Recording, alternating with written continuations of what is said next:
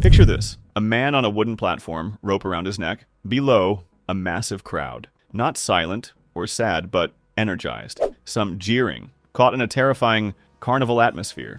Food vendors sold snacks like it was a fair. This wasn't the Dark Ages. This was America in the 20th century. A man was hanged, and the crowd watched, some reportedly roaring. The most insane part? This public spectacle of death happened less than 100 years ago. Think medieval horror? Think again. This is the brutal truth of a so-called justice that was often public murder, far more recent than we imagine. What you're about to hear isn't just history. It's a look into a darkness lurking beneath the surface. The story of America's last public execution will make you question everything about justice in modern times. It's a disturbing truth that might just haunt you. It's 1936. FDR is president, the Great Depression grips the nation, and war looms. In Owensboro, Kentucky, a small river city, an event is brewing that will stain American history. This wasn't a hidden act. It was a legal public execution, a practice most of the country already deemed barbaric.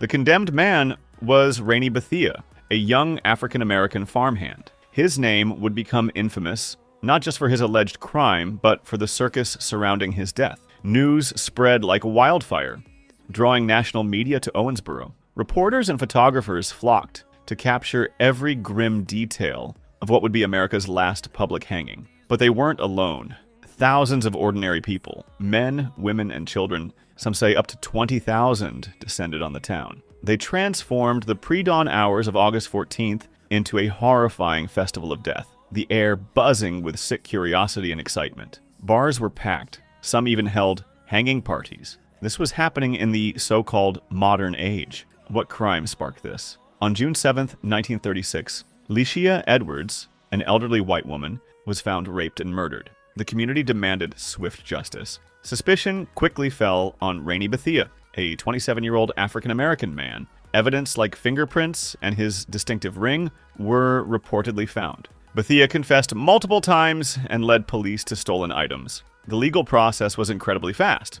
A twisted legal detail. Kentucky law mandated public hanging for rape, while murder meant the electric chair. To ensure a public spectacle, Bethia was charged only with rape. An all-white, all-male jury convicted him. Some say in just 4.5 minutes. While confessions and evidence pointed to guilt for many, the Jim Crow South context is crucial. The rapid justice and specific charge cast a disturbing shadow. Activists questioned if confessions were coerced, a common fear for black individuals accused of crimes against whites. Bethia's fate was sealed, a public, brutal end from a flawed system. As sunrise approached on August 14, 1936, Owensboro was surreal. An empty lot near the jail swarmed with an estimated 20,000 people. It wasn't a somber gathering. Newspapers called it a carnival or a Roman holiday. Vendors sold food to those who waited all night for a good view. People crammed rooftops and windows, eager to see a man die. The national press was there, cameras ready, later splashing headlines like, "Death makes a holiday. 20,000 revel overhanging." While some say the crowd hushed at the execution, the preceding hours buzzed with a disturbing, festive energy. Adding to the media frenzy was Sheriff Florence Shoemaker Thompson. A woman overseeing a hanging was sensational. Would she spring the trap? The public was obsessed. But Thompson hired Arthur Hash, a former police officer, as hangman.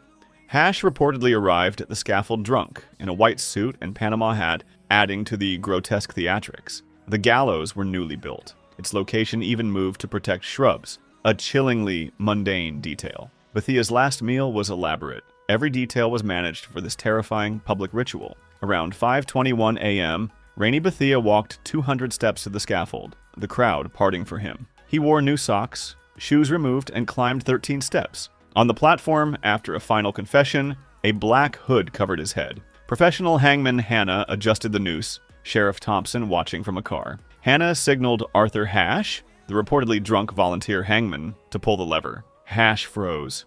"Do it!" Hannah reportedly yelled. A deputy then triggered the trapdoor. Bethia dropped 8 feet, his neck snapping instantly. By 5:32 a.m., he was dead. See, reactions at the moment of death are disputed. Sensational reports described a jeering mob, scrambling for souvenirs from Bethia's hood. Time magazine mentioned this. However, other local accounts and later analyses suggest a subdued, perhaps awestruck silence at the actual moment. Despite the carnival buildup, the local Owensboro Messenger-Inquirer denied disorder, calling souvenir hunting claims exaggerations and noting Bethia's discarded socks and shoes were left untouched. Yet, photos, the crowd's sheer size, vendors, and national media painted a ghoulish public event. The Detroit News headlined, "Death Makes a Holiday in Kentucky." Whether they literally cheered or just reveled in the lead-up, 20,000 gathered to watch a man die. A horrifying public murder broadcast nationally, creating massive fallout. Rainey Bethia's hanging on August 14, 1936, was the last public execution in the United States. Let that sink in. Not the 1700s, but a time with cars, radio, and movies. Modern times. This Dark Ages ritual happened when people alive today might remember. The shocking truth isn't just one public hanging, it's that such events were part of American justice so recently. For centuries, public executions were common, supposedly deterring crime. English hanging fairs were huge social events. By the early 20th century, most U.S. states moved executions private, realizing public spectacles were often counterproductive, stirring morbid fascination, not deterrence. They were seen as cruel, bringing out the worst in people. Hangings were notoriously gruesome, yet Kentucky law in 1936 still allowed public hanging for rape. Bethia's execution, with its massive carnival-like crowd and media frenzy, exposed this uncomfortable reality. The backlash was immense. National embarrassment spurred change. In 1938, 2 years later, Kentucky abolished public executions, the last state to do so. This shocking truth, state-sanctioned public killings, as popular entertainment, continuing less than a century ago, forces us to confront how recently society's civilized veneer could be stripped away. Rainey Bethia's story isn't just grim history, it's how justice recently became public murder, a spectacle. 20,000 attendees, food vendors, hanging parties, life-taking as dark entertainment.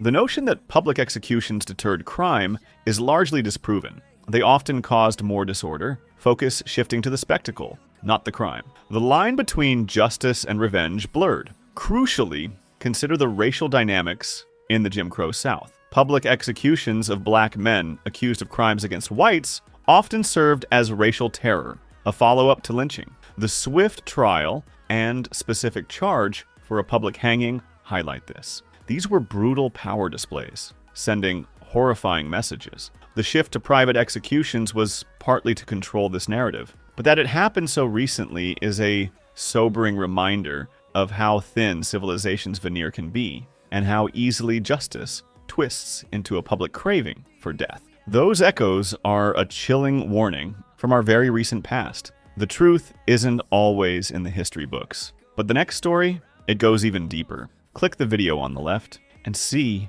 what they didn't want you to find.